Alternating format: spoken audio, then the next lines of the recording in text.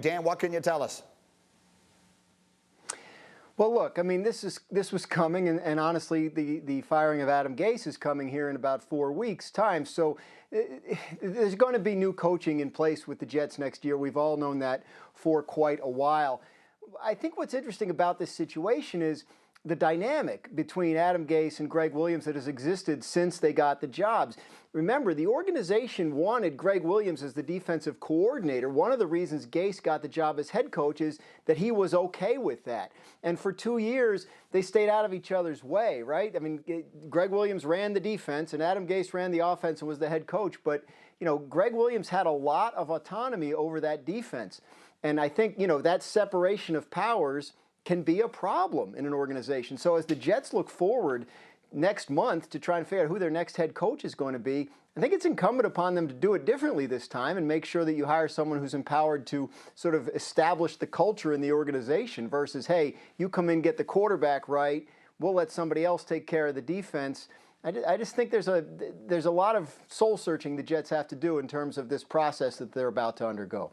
That's a very nice way of saying that they have absolutely no idea what they're doing, and that starts with ownership. And Chris Canty, let me come to you here on this if we could, because Adam Gase, whether it's his decision fully or not to make the firing of Gregg Williams yesterday, what did you think of that? I didn't understand why the Jets didn't ask Adam Gase to pack up his office as well. I mean, his key card shouldn't work when he showed up to the building on Monday, but the fact is that this feels like another one of those situations where Adam Gase is deflecting responsibility away from his job. He's the head coach, and in an end-of-game situation like what took place on Sunday, he's got the headset on. He's got a timeout in his back pocket. Why didn't he use the timeout in that situation? I mean, you practice that, you drill that every single week in the National Football League. And even if you don't agree with the call, at least take the timeout so you can see what formation the Raiders are running, personnel grouping, and you can match it and get your very best play. He failed to do both of those. You can't just put it on Gregg Williams. It's Adam Gase as well. The buck stops with him. He's the head coach. Yeah, Jeff Saturday, what are your thoughts?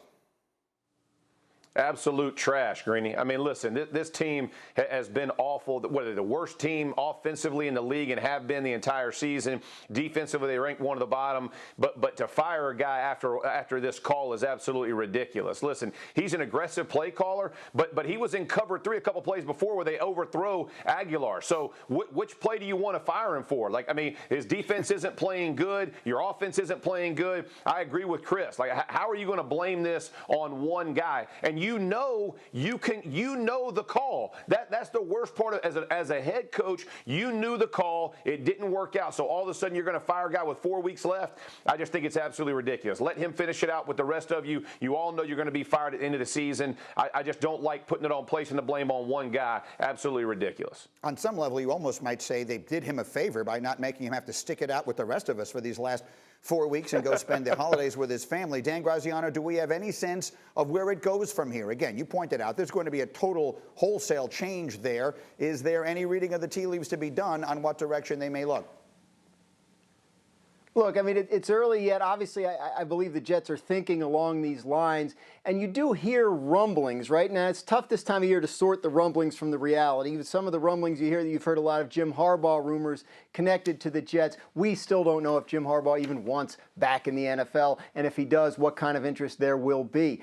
I found it interesting. Our Jets reporter, Rich Cimini, raised this possibility in his Sunday Notebook this week about Doug Peterson. If the Eagles decided to move on from him, a connection exists there. Joe Douglas, the Jets GM, was in Philadelphia with Peterson, so could be an interesting situation to watch there as well. But you know, they've had a jump on this. Obviously, the Jets have been thinking along these lines for a while, and their search will begin in earnest in 4 weeks if it hasn't already. Thank you for watching ESPN on YouTube. For live streaming sports and premium content, subscribe to ESPN+.